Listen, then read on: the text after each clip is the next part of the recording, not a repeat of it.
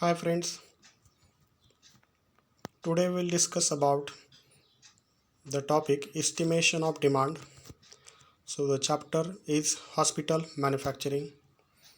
In last video we have discussed about the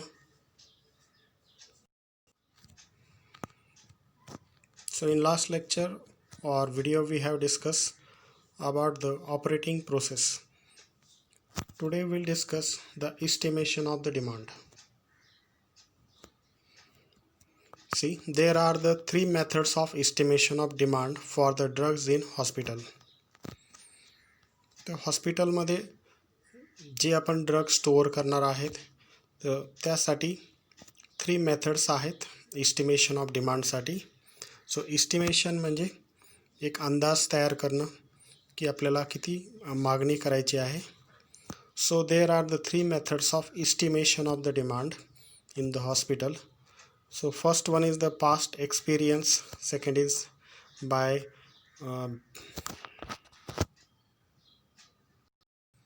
okay, so there are the three methods of estimation of demand.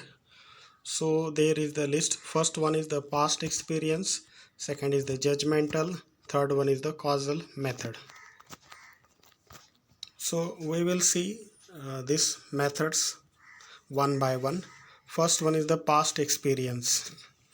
So the experience and reviewing records of consumption of drugs in the past helps in deciding the requirements of drug in future. So पास्टमध्ये कोणकोणत्या प्रकारचे drug consume केलेले आहेत, ज्याचा उपयोग केलेला आहे. So त्याचे रेकॉर्ड यामध्ये काय असणार आहे, मेंटेन केलेले असणार आहे. And again the experience of consumption of the drugs. ते हे त्या दोन गोष्टी याच्यामध्ये एक कन्सिडर करून यामध्ये काय करणार आहे, डिसाईड करणार आहे requirements of drugs in future. फ्युचरमध्ये कोणकोणत्या प्रकारचे ड्रग आपल्याला लागणार आहे हे पास्ट एक्सपिरियन्सवरून आपण ठरवणार आहे. दुसरी मेथड आहे याच्यामध्ये जजमेंटल, याच्यामध्ये जजमेंट घ्यायचं आहे. The clinical and pharmacy staff of the hospital gives an opinion. So हॉस्पिटलमध्ये जे काय क्लिनिकल स्टाफ आहेत म्हणजे फिजिशियन्स आहेत किंवा डॉक्टर्स आहेत, आणि त्याचबरोबर फार्मसी स्टाफ जे आहेत, जे हॉस्पिटल फार्मसीमध्ये असणारे जे काय स्टाफ आहेत, हॉस्पिटल फार्मासिस्ट आहेत, हे आपापले काय करणार, ओपिनियन देणार आहे, मत देणार आहेत about the requirement of the drugs.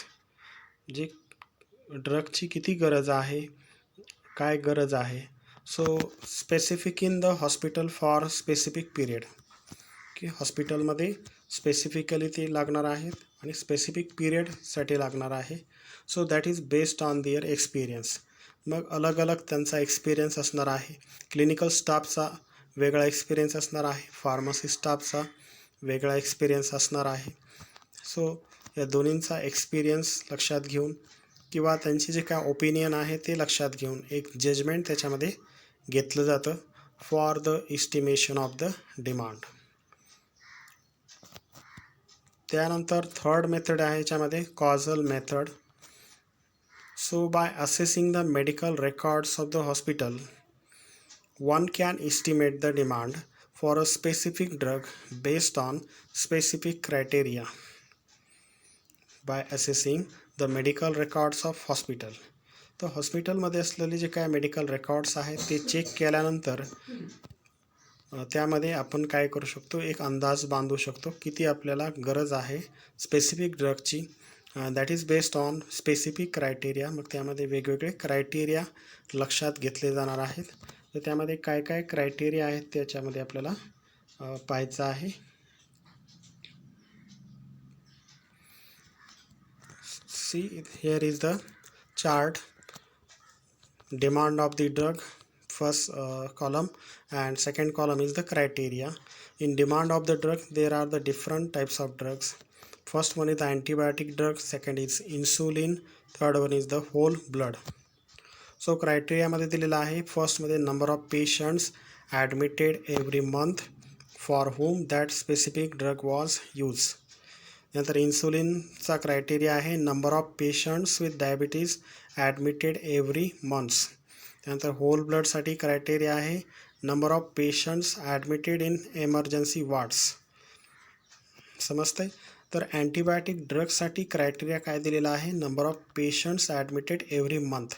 प्रत्येक महिन्याला किती पेशंट्स ॲडमिट झालेले आहेत, for home that specific drug was use, आणि कोणत्या पेशंटसाठी हे ड्रग्स यूज केलेले आहेत. उदाहरणार्थ काय, अँटीबायोटिक ड्रग्स.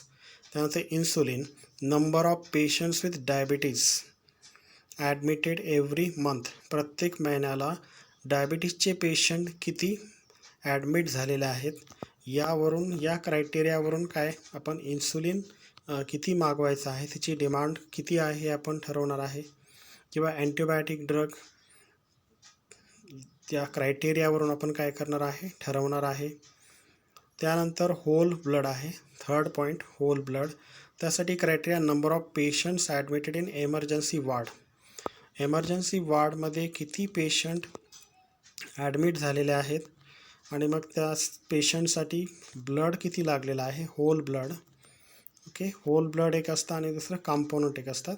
ब्लड कॉम्पोनंट्समध्ये RBCs, WBC किंवा प्लेटलेट्स त्यामध्ये येतात. तर याच्यामध्ये आपल्याला विचार करायचा आहे होल ब्लडचा. Okay, so number of patients admitted in emergency ward.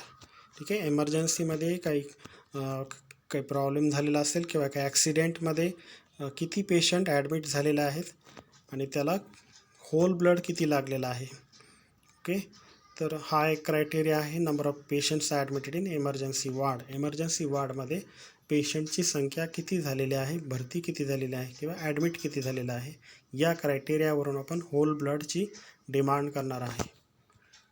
समजलं. असे 3 याच्यामध्ये काय आपण एक्झाम्पल्स पाहिले. अँटीबायोटिक ड्रग आहे, इन्सुलिन आहे आणि होल ब्लड आहे. असे अलग अलग प्रकारचे याच्यामध्ये काय असतात, ड्रग असतात. So depending upon the causal method. अशा पद्धतीने याच्यामध्ये 3 मेथड्स आहेत. एक पास्ट एक्सपिरियन्स, दुसरा आहे जजमेंटल मेथड, तिसरा आहे कॉजल मेथड. पास्ट एक्सपिरियन्स म्हणजे पास्टमध्ये किती याचं कन्झ्युम झालेलं आहे ड्रग्स, त्याचे जे काय रेकॉर्ड्स आहेत त्याच्यामध्ये काय केले जातात, रिव्ह्यू केले जातात, चेक केले जातात, त्यावरून ठरवणार आहे. जजमेंटल म्हणजे ओपिनियनवरून, डॉक्टर्स आहेत किंवा फार्मासिस्ट आहेत त्यांच्या ओपिनियनवरून एक जजमेंट घेतलं जाणार आहे. आणि कॉजल मेथड म्हणजे वेगवेगळ्या डिसीज कंडिशनमध्ये वेगवेगळ्या क्रायटेरियावरून वेगवेगळे ड्रग किती लागलेलं आहे, त्याचं प्रमाण किती लागलेलं आहे, तर त्यावरून आपण याच्यामध्ये काय करणार आहे, एक इस्टिमेट तयार करणार आहे, estimate of demand for the drugs in hospital. Okay, असे हे 3 क्रायटेरिया आहेत आणि उदाहरण याच्यामध्ये दिलेलं आहेत. एक अँटीबायोटिक ड्रग, दुसरं इन्सुलिन, तिसरं होल ब्लड. Okay, thank you.